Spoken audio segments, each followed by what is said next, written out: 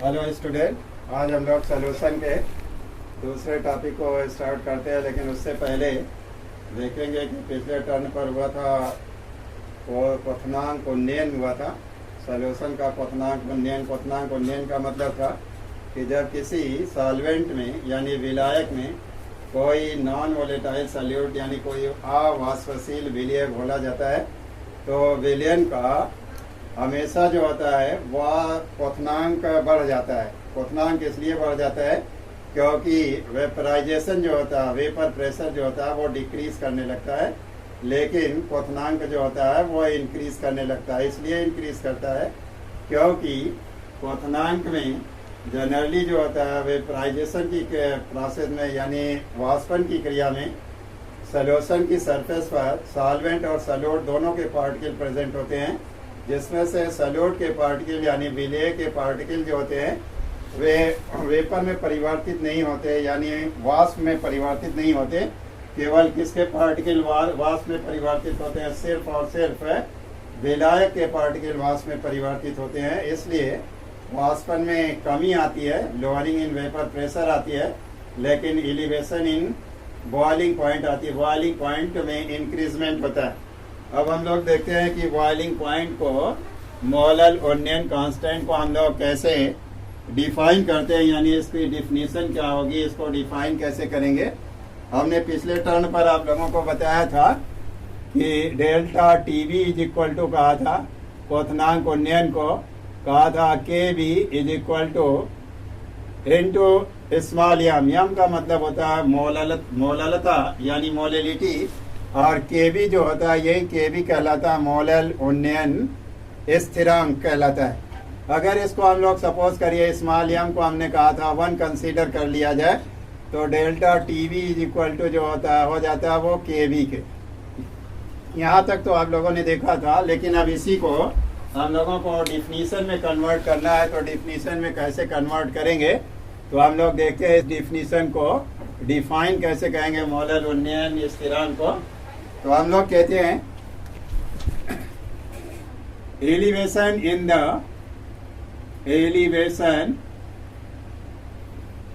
Boiling point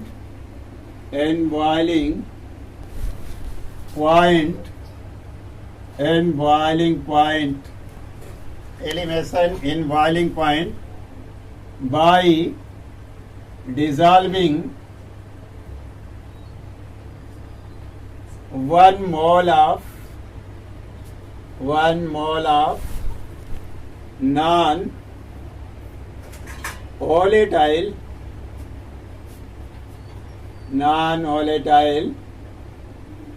solute in 1000 gram of solvent is called as molar elevation constant।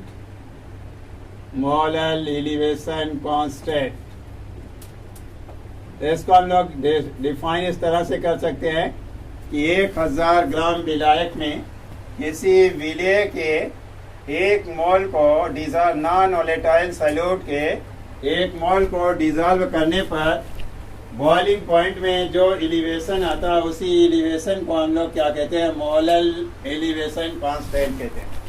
अब इसको हम लोग represent कैसे करते हैं? रिप्रेजेंट करने का तरीका ये होता है कि के बी इज इक्वल टू हो जाएगा और and T not of B square capital M upon हो जाएगा 1000 इंटू एच वी। यहाँ पर देखते हैं ये टर्म क्या क्या है। आर को हम लोग देखिए क्या कहेंगे, रिप्रेजेंट किससे करेंगे? आर का मतलब हो जाएगा gas constant. This is the gas constant. ये क्यों यूज किया जा रहा है? क्योंकि जो सॉल्वेंट होता है वो वेपर फॉर्म में कन्वर्ट होता है, यानी गैसियस फॉर्म में कन्वर्ट होता है, इसलिए इसको हम लोग कहते हैं गैस कांस्टेंट। और ये जो है T B T not of B square जो होगा ये क्या होगा boiling point of pure solvent, boiling point of pure solvent. Next capital M मतलब होगा molar mass of solvent, molar mass of solvent,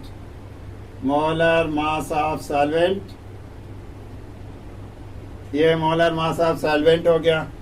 H V देखेंगे क्या होगा, इसको कहेंगे molar heat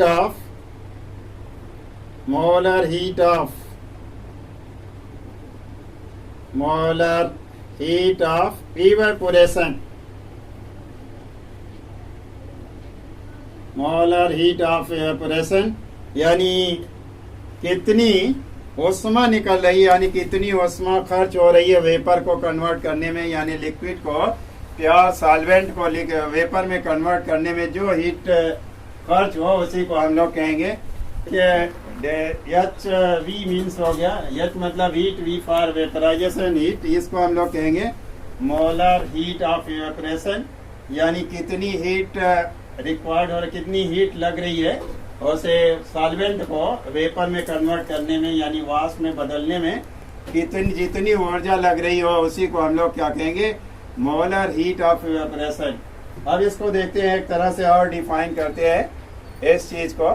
delta H we को भी हम लोग लिख सकते हैं एक दूसरे फॉर्म में, delta H V is equal to होता है L V into capital M. ये देखिए क्या है, एल क्या है, V for vaporisation, L for latent heat of vaporisation. L E V को हम लोग कहेंगे latent heat of vaporisation, latent heat of vaporisation. ये लेटेंट हीट ऑफ वेपराइजेशन क्या है, इसी को हम लोग हिंदी में कहते हैं वाष्पन की गुप्त ऊष्मा, वाष्पन की गुप्त ऊष्मा। यह ऊष्मा जो होती है अलग अलग लिक्विडों के लिए अलग अलग होती है।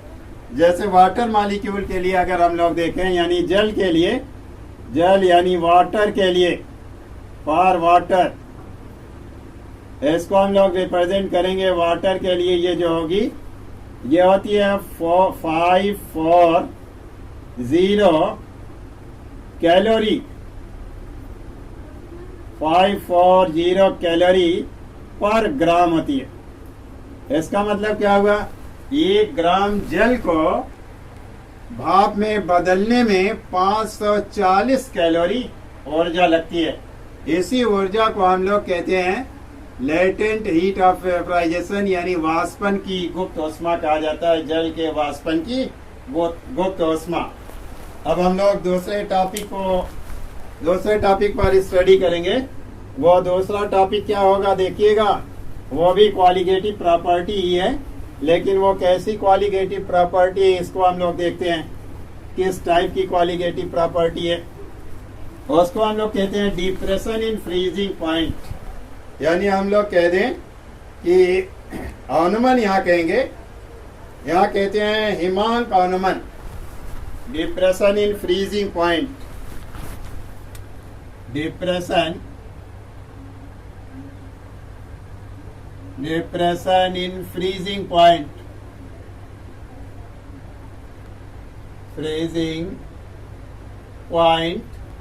ये तीसरी प्रॉपर्टी होगी क्वालिटेटिव प्रॉपर्टी। इसी को हिंदी में देखिए क्या कहेंगे, हम लोग कहते हैं हिमांक अवनमन, हिमांक अवनमन।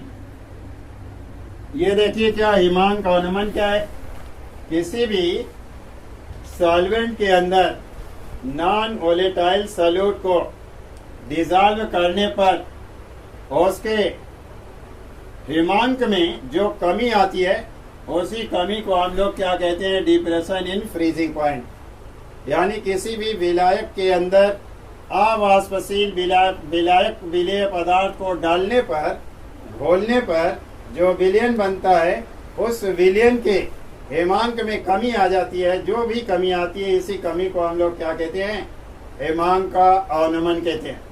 लेकिन इसको स्टडी करने से पहले हम लोग एक ग्राफ के थ्रू इसकी स्टडी करेंगे। लेकिन इसकी स्टडी करने से पहले हम लोग समझेंगे कि फ्रीजिंग पॉइंट क्या है। पहले हम लोग फ्रीजिंग पॉइंट को डिस्कस कर लेते हैं। चलते हैं, देखते हैं फ्रीजिंग पॉइंट क्या है। फ्रीजिंग पॉइंट, फ्रीजिंग पॉइंट, इसको हम लोग हिंदी में कहते हैं। फ्रीजिंग पॉइंट को देखो हम लोग क्या कहेंगे? फ्रीजिंग पॉइंट को हिंदी में कहा जाता है हिमांक। हिमांक का मतलब क्या हुआ?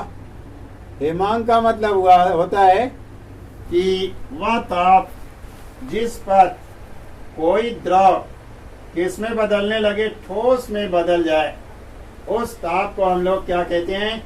हिमांक कहते हैं। अंग्रेजी में उसी को कहेंगे the temperature at which the solvent convert into liquid state to solid state, यानी तरल अवस्था से किस अवस्था में बदल जाए? ठोस अवस्था में बदल जाए, उसी को हम लोग क्या कहते हैं? Freezing point. लेकिन यहाँ डिफिनीशन क्या होगी फ्रीजिंग पॉइंट की?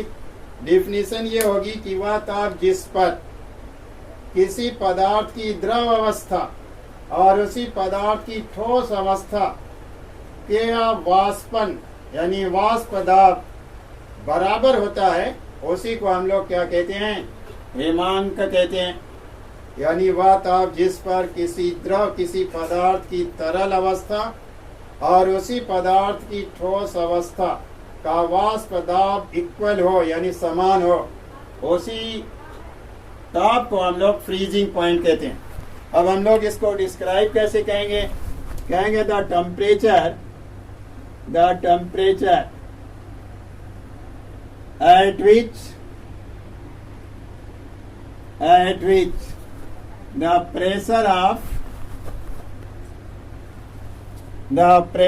vapor pressure VP मतलब vapor pressure of liquid state of a substance is equal to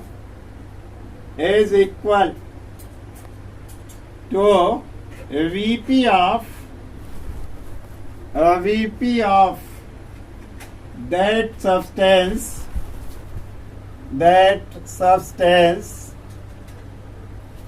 at its solid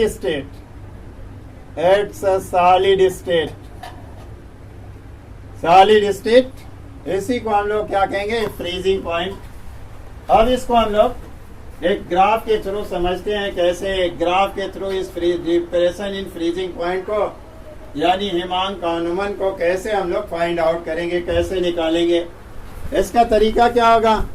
देखिए, दो एक्सिस लेते हैं हम लोग, एक एक्स और एक वाई एक्सिस ले लेते हैं। ये एक्सिस हो गया एक्स और ये एक्सिस हुआ वाई।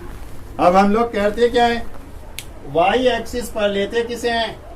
वेपर प्रेशर को। सपोज करिए यहाँ ले लिया हम लोगों ने वेपर प्रेशर को, और एक्स एक्सिस पर किसको ले लेते हैं? टेम्परेचर को ले लेते हैं। टी फॉर टेम्परेचर को यहाँ ले लेते हैं, टेम्परेचर रिप्रेजेंट करने के लिए। अब हम लोग कहते क्या है? यहाँ पर पहले तो सॉलिड स्टेट में एक ग्राफ बनाते हैं वेपर प्रेशर और टेम्परेचर के बीच, फिर प्योर लिक्विड के बीच बनाते हैं, प्योर लिक्विड स्टेट के बीच एक ग्राफ बनाते हैं, और थर्ड स्टेज आएगी लिक्विड स्टेज के बीच नहीं बल्कि किस स्टेज के बीच? सॉल्यूशन का एक वेपर प्रेशर और टेम्परेचर के बीच ग्राफ बनाएंगे। यानी यहाँ तीन ग्राफ हम लोग बनाएंगे। एक ग्राफ तो होगा सब्सटेंस के यानी सॉल्वेंट के सॉलिड स्टेट के वेपर प्रेशर और टेम्परेचर के बीच का। चलिए उसको हम लोग रिप्रेजेंट कर देते हैं। सपोज करिए ये है ब्लू लाइन से। इसके बाद देखते हैं ये किसका है? इसको हम लोग कहेंगे graph of pure solid state. Solid state में सॉलिड स्टेट ये ग्राफ सॉलिड स्टेट में वेपर प्रेशर और टेम्परेचर के बीच है। दूसरा ग्राफ हम लोग बनाते हैं जो किसके बीच हो, लिक्विड स्टेज के, प्योर लिक्विड स्टेज के बीच हो। प्योर लिक्विड स्टेज के बीच इस तरीके का ग्राफ ले लेते हैं। सपोज करिए ऐसा ग्राफ ले लिया, ये ग्राफ हो गया, ये इस तरह से, इस तरह का ग्राफ हो गया। इस ग्राफ को लिया। अब देखते हैं एक ग्राफ और लेते हैं इसी में, वो लेते हैं किसका, सॉल्यूशन का। सॉल्यूशन का ग्राफ इस तरह से लेते हैं, ऐसा करते हैं सॉल्यूशन के ग्राफ को। तो ये देखेंगे ये तीनों ग्राफ को अगर हम लोग मैच करेंगे, कैसे ये मैच करेगा, ये सही नहीं है, फिर से बनाते हैं।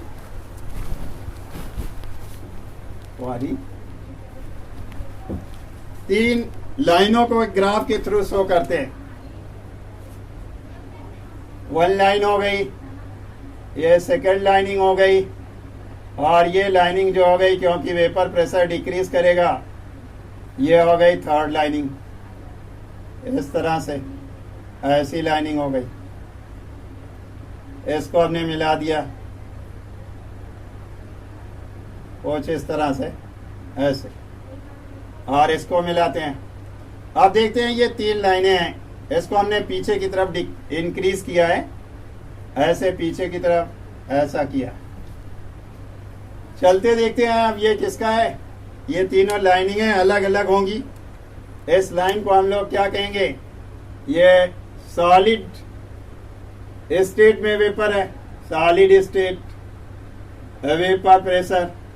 इसको हम लोग क्या कहेंगे, pure liquid state, liquid state vapour pressure, state VP, VP मतलब वेपर प्रेशर।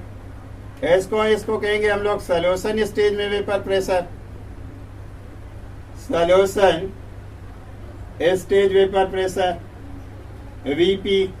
अब इसको हम लोग देखते हैं, इसको थोड़ा सा यहां से एक लाइन डालते हैं ऐसी, इस तरह से डॉटेड लाइन, और यहां देखते हैं एक डॉटेड लाइन यहां डालते हैं।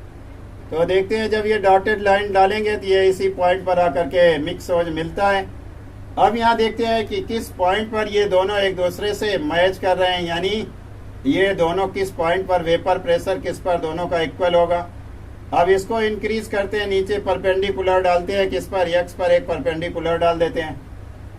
तो इसको हम लोग क्या कहेंगे, ये तो किस कंडीशन में, प्योर लिक्विड कंडीशन में है। तो इस प्योर लिक्विड कंडीशन को हम लोग किससे रिप्रेजेंट करेंगे, टी नॉट ऑफ एफ कर देंगे। टी नॉट ऑफ एफ का मतलब प्योर स्टेज में फ्रीजिंग पॉइंट क्या है। इसके बाद अब चलते हैं लिक्विड स्टेज में, इसको देखते हैं। ऐसे कर करके जब देख रहे हैं सॉल्यूशन स्टेज में, जो ये सॉल्यूशन स्टेज में ग्राफ बना हुआ है, इसको सॉल्यूशन स्टेज में जब देख रहे हैं तो देख रहे हैं ये यहाँ मैच कर रहा है, ये हो गया, ये परपेंडिकुलर डाला गया। जब ये परपेंडिकुलर डाला गया तो ये तीन ग्राफ आ गए। इस तरीके से इसको हम लोग और आगे भी बढ़ा सकते हैं, इसको ऐसा कर सकते हैं। अब देखा गया कि यहाँ पर तीन कंडीशन आ गई। ये कंडीशन क्या होगी, ये सॉल्यूशन की कंडीशन है, तो इसको कहेंगे टीएफ कहेंगे। अब देखते हैं ये टेम्परेचर, आगे की तरफ देखते हैं तो टेम्परेचर इंक्रीज कर रहा है, पीछे की तरफ देख रहे हैं तो ये टेम्परेचर वर्जिन लाइन के समीप आ रहा है। इसका मतलब इसमें कमी आ गई, डिप्रेशन इन फ्रीजिंग पॉइंट, इसीलिए कहेंगे क्योंकि फ्रीजिंग पॉइंट जो हो गया वो डिक्रीज कर गया। तो यहाँ हम लोग डेल्टा टीएफ कैसे फाइंड आउट करेंगे, देखिएगा। डेल्टा टीएफ को फाइंड आउट करने के लिए यहाँ हम लोग कहते हैं कि डेल्टा टीएफ का मतलब डिप्रेशन इन फ्रीजिंग पॉइंट, ये हो गया। टी फॉर टेम्परेचर या फॉर फ्रीजिंग, और डेल्टा का मतलब होता है क्या, कितनी कमी आई, फ्रीजिंग पॉइंट कितना घटा। तो यहाँ पर हम लोग कर देंगे, क्या हो जाएगा, टी नॉट ऑफ बी, और माइनस क्या हो जाएगा, टीएफ हो जाएगा। ऐसा क्यों, क्योंकि सॉल्यूशन का फ्रीजिंग पॉइंट कम है और प्योर वाटर का फ्रीजिंग पॉइंट क्या है, वेपर प्रेशर क्या है, वो मैक्सिमम है। अब ऐसी कंडीशन में देख रहे हैं ये मोर हो गया, वेपर प्रेशर इस पर मोर रहा, इस पर लेस रहा, इस पर और कम आ गया, तो ये टेम्परेचर इंक्रीज करता गया। अब इसको हम लोग एक दूसरे फॉर्म में, जिस तरीके से हम लोगों ने elevation in boiling point find out किया था, उसी तरीके से इसको फिर फाइंड आउट करते हैं। देखते हैं ठीक, delta T F is equal to हो जाएगा, delta T F is equal to या directly proportional to small m. Small m का मतलब क्या है? मोलैलिटी यानी मोललता के अनुक्रमानुपाती होता है। अब मोलरता के अनुक्रमानुपाती होगा तो हम लोग इसको क्या कहेंगे? Delta T F is equal to कर देंगे के एफ और एम के। यहाँ पर देखेंगे के एफ क्या हो गया, हियर के एफ इज इक्वल टू हो गया मोलल, जैसे वहां पर हम लोग कहते हैं molal elevation molal elevation constant कहा जाता था, वहां इसी तरीके से मोलल डिप्रेशन कांस्टेंट कहा जाएगा, डिप्रेशन मोलल डिप्रेशन कांस्टेंट। अब इसको एक दूसरे फॉर्म में भी हम लोग इसको रिप्रेजेंट कर सकते हैं, जैसे क्रायोस्कोपिक भी कहा जाता है,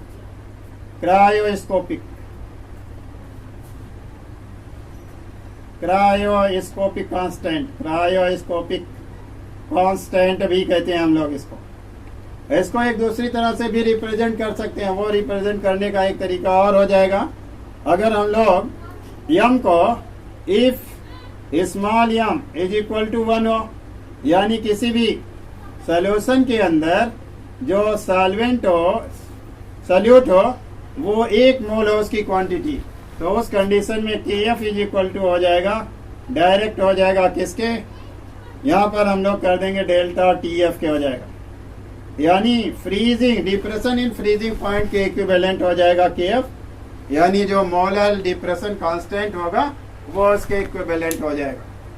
अब ये रहा आपका हिमांक अनुमान की, हिमांक में कमी कैसे आती है उसका ये ग्राफ रहा, और इस तरीके से हम लोग इस ग्राफ के थ्रू फाइंड आउट कर लेते हैं कि कैसे ये ग्राफ डिक्रीज कर रहा है या इंक्रीज कर रहा है।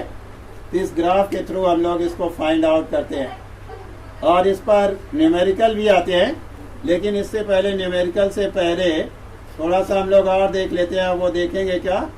देखना ये है कि जो आया हुआ यहाँ पर मोलर डिप्रेशन कांस्टेंट, ये मोलर डिप्रेशन कांस्टेंट की भी डिफिनीशन देख लेते हैं, और मोलर डिप्रेशन कांस्टेंट का एक फार्मूला और हम लोग याद करते हैं।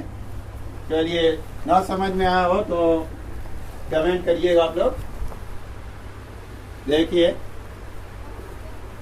अब हम लोगों को देखना है कि मोलर डिप्रेशन कांस्टेंट के बीच एक फार्मूला और डिस्क्राइब होता है।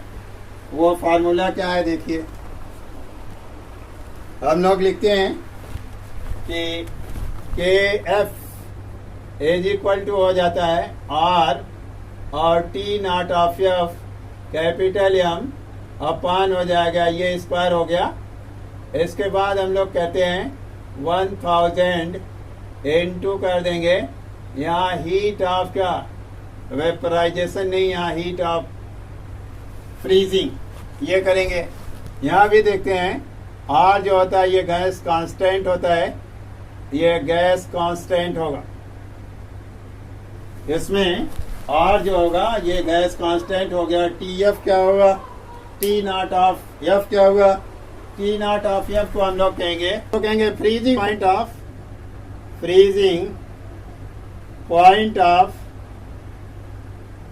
प्योर सॉल्वेंट का फ्रीजिंग पॉइंट क्या है। और यम ये जो होता है, यम उसी तरीके से हम लोग कहते हैं मोलर मास ऑफ सॉल्वेंट, यानी विलायक का, इसको हम लोग कहते हैं अणुभार। ये विलायक का अणुभार है, और ये विलायक का शुद्ध अवस्था में क्या है? हिमांक है। और इसको गैस नियतांक या डेल्टा एच एफ क्या होता है? डेल्टा एच एफ का मतलब होता है हीट, मोलल हीट ऑफ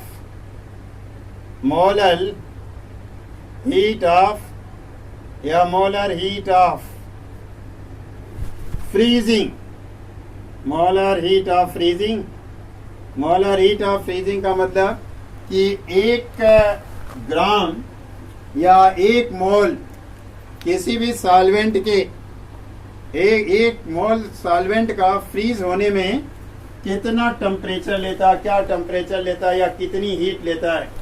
1 मोल किसी भी सॉल्वेंट का 1 मोल जितनी हीट सॉलिड स्टेट में कन्वर्ट होने में लेगा, उसी हीट को हम लोग मोलर हीट ऑफ फ्रीजिंग कहते हैं। तो इस फार्मूले को भी हम लोगों को याद रखना है। किसके लिए याद रखना है? ये केएफ फाइंड आउट करने के लिए इसे हम लोगों को लर्न रखना है। अब चलिए इस बार एक हम लोग न्यूमेरिकल देख लेते हैं। ये देखिए क्वेश्चन में हम लोगों को सॉल्व क्या करना है। ये क्वेश्चन दिया गया है कि 50 ml बेंजीन के या ये सॉल्वेंट का काम करते हैं, जिसमें क्या डिजाइन इसकी डेंसिटी क्या है इस बेंजीन की 0.879 ग्राम पर मिलीलीटर डेंसिटी है। डिजॉल्व कितना कर रहे हैं 0.643 ग्राम किसी सब्सटेंस का डिजॉल्व कर रहे हैं, जिसकी वजह से फ्रीजिंग पॉइंट क्या है 5.51 जो फ्रीजिंग पॉइंट था वो डिक्रीज होकर के क्या हो जाता है 5.03 डिग्री सेल्सियस हो जाता है। अब इसमें फाइंड आउट करना है मॉलिक्यूलर वेट ऑफ सब्सटेंस, और अगर केएफ दिया गया हो, केएफ क्या हो 5.12 केल्विन किलोग्राम पर मोल। तो इसको हम लोग सॉल्व कैसे करेंगे देखिएगा। पहले तो हम लोग करते क्या है कि यहाँ स्मॉल w की वैल्यू यानी सैल्यूट का की वैल्यू निकाल लेते हैं कि सैल्यूट का मास क्या है। मास ऑफ सैल्यूट यहाँ लिखते हैं मास ऑफ सैल्यूट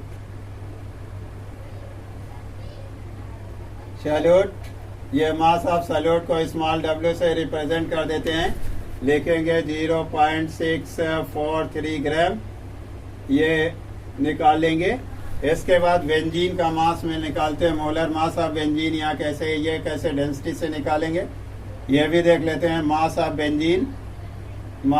बेंजीन इसको देखिए हम लोग कैसे फाइंड आउट करते हैं। मास ऑफ बेंजीन को डेंसिटी बराबर होता है मास अपॉन वॉल्यूम को। तो यहाँ पर मास ऑफ बेंजीन जो करेंगे यहाँ कर देंगे डेंसिटी इंटू वॉल्यूम के। तो वॉल्यूम क्या दिया गया 50 दिया गया, 50 इंटू डेंसिटी को रखेंगे क्या 0.87 और 9 तो ये आ जाएगा 43.9 और 5 के नियर अबाउट। 5 से हम लोग मल्टीप्लाई इसको कर लेंगे, देखेंगे ये मल्टीप्लाई करने पर क्या होगा। ये 5 9 जा 45 हो गया और 5 7 जा 35 और 4 3 39 हो गया और 5 8 जा 40 और 3 ऐड कर लेंगे तो ये इतना हो जाएगा। ये आपका मास हो जाएगा किसका बेंजीन का। अब इसके बाद हम लोग देखते हैं कि कितना डिक्रीजमेंट हुआ यानी डेल्टा टीएफ क्या हुआ। तो यहाँ डेल्टा टीएफ कैसे हम लोग फाइंड आउट करेंगे, इसमें से इसको माइनस कर देंगे तो ये क्या हो जाएगा। ये डेल्टा टीएफ ये है टी नॉट ऑफ एफ है, माइनस करेंगे यहाँ पर टीएफ कर देंगे। तो अब देखिएगा हम लोग इसको क्या करते हैं, ये हो गया 5.51 माइनस कर देंगे इसकी वैल्यू को रख करके 5.03। इस वैल्यू को जब हम लोग माइनस करेंगे तो 11 में से 3 को माइनस कर देंगे तो ये 8 हो जाएगा। यहाँ बचेगा 4 में से ये 0 यानी इतना आ गया आपका। ये आपका हो जाएगा डिग्री सेल्सियस में। ये वैल्यू आपको मालूम हो गई, इसमें कोई प्रॉब्लम आपको नहीं होगी। ये वैल्यू जब मालूम हो गई तो अब देखिए हम लोगों को 3 वैल्यू मालूम है। ये बेंजीन का मास भी मालूम है तो इसको हम लोग कैपिटल W से भी लिख सकते हैं। और हम लोग इसको देखेंगे कि यहाँ KF की वैल्यू हम लोगों को दी गई है। KF की वैल्यू देखिए क्या है 5.12 है। अब हम लोगों को मास ऑफ सब्सटेंस निकालना है। तो मास ऑफ सब्सटेंस को कैसे करेंगे, स्मॉल m डैश कर देते हैं और m डैश करने के बाद करते क्या 1000 इंटू कर देते हैं KF इंटू स्मॉल w करते हैं। फिर क्या आ जाएगा कैपिटल W हो जाएगा इंटू क्या आ जाएगा डेल्टा TF हो जाएगा। इस वैल्यू को हम लोग फाइंड रख देते हैं, करते हैं 1000 इंटू करते हैं KF की वैल्यू देखो यहाँ पर दी गई है 5.12। इसके बाद वैल्यू रखते हैं स्मॉल w की। स्मॉल w की वैल्यू ये है 0.64 और पान कर देंगे यहाँ वैल्यू रखते हैं अब ये स्मॉल कैपिटल W की वैल्यू देखो ये दी गई है, इसको हम लोग लिख देंगे 43.95 और इनटू करते हैं डेल्टा TF की वैल्यू अभी हम लोगों ने फाइंड आउट कर ली है। वो डेल्टा TF की वैल्यू क्या आई है, 0.48 आई है। अब देखेंगे 2 पॉइंट डिसमल यहाँ है, 2 पॉइंट यहाँ, यानी 4 पॉइंट डिसमल हो गया। यहाँ पर डिसमल को देखते हैं, ये वैल्यू है 0.63, 3 पॉइंट डिसमल यहाँ और 2 पॉइंट डिसमल यहाँ, तो 5 पॉइंट डिसमल यहाँ, 4 पॉइंट यहाँ है। तो एक डिसमल को पहले इससे हम कैंसिल कर देंगे, जिससे ये डिसमल यहाँ आ जाएगा, 4 पॉइंट हो जाएगा। अब ये क्या करेंगे, ये सारे डिसमल को कैंसिल कर देंगे। जब डिसमल को कैंसिल करेंगे तो टोटल इनको जब हम लोग डिवाइड करेंगे तो डिवाइड करने पर देखिए क्या आएगा, ये टोटल आना चाहिए 156 पॉइंट होगा 06। ये किसका वेट आ जाएगा, जो सब्सटेंस इसमें डिजॉल्व किया गया उस सब्सटेंस का ये मॉलिक्यूलर वेट आ जाएगा कि उस सब्सटेंस का मॉलिक्यूलर वेट क्या है। बस आज का लेक्चर यही तक। अगर आपको कहीं डाउट हो तो कमेंट कर सकते हैं।